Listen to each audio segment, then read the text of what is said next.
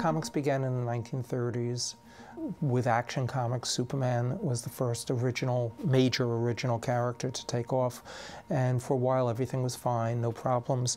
After the war, superheroes started to fall off in popularity, and what happened was an introduction of crime comics, horror comics, a lot of different type of comics that pushed the envelope beyond what had ever been seen before. Some of the comics, like the EC comics of the time, were brilliantly done. They were done with a great sense of humor, but they were really twisted. But they were beautifully drawn and very well told.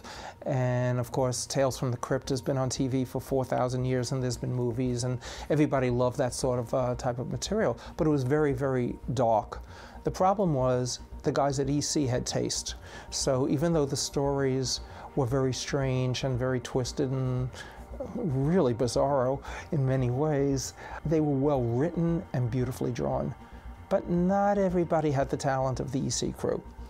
And there were comics in there being published at the time that were really sick, and they were really bizarre and unfortunately misogynistic, and the basic thing was violence to women and really harmful type stuff. So they were going to start censoring comics. They were going to prevent it from being sold. The comic book industry, rather than fighting back or realizing that they should be able to make comics for kids and adults and all different age groups and clarify them as being for groups like books are, they said, okay, we'll institute an organization, a voluntary organization called the Comics Code, and the Comics Code will have a very definite, a very well drawn out list of things we can and cannot do, which makes it acceptable to 8-year-olds.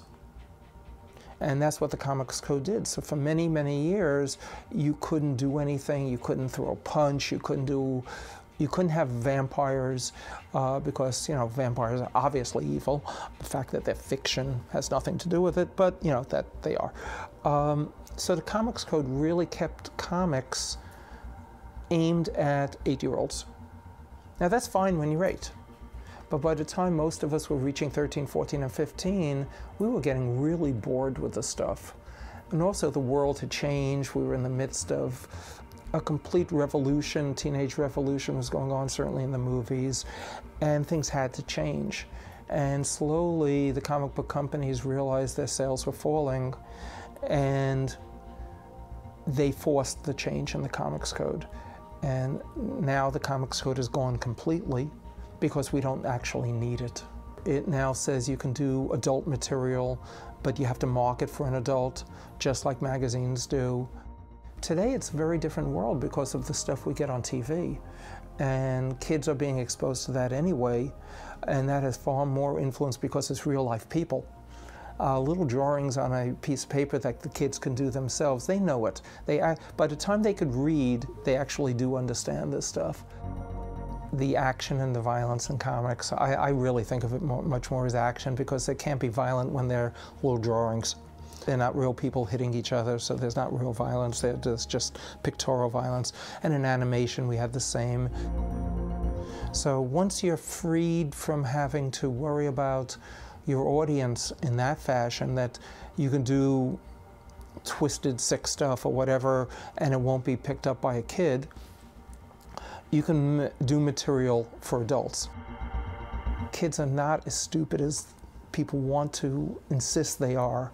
They do understand the difference. If they get hit, they know it hurts. And since the dawn of civilization, people have always blamed whatever is going on why kids are bad. You know, I think it was Plato who was saying kids at the time just didn't respect their elders. You know, they're never going to respect their elders. It has nothing to do with comic books.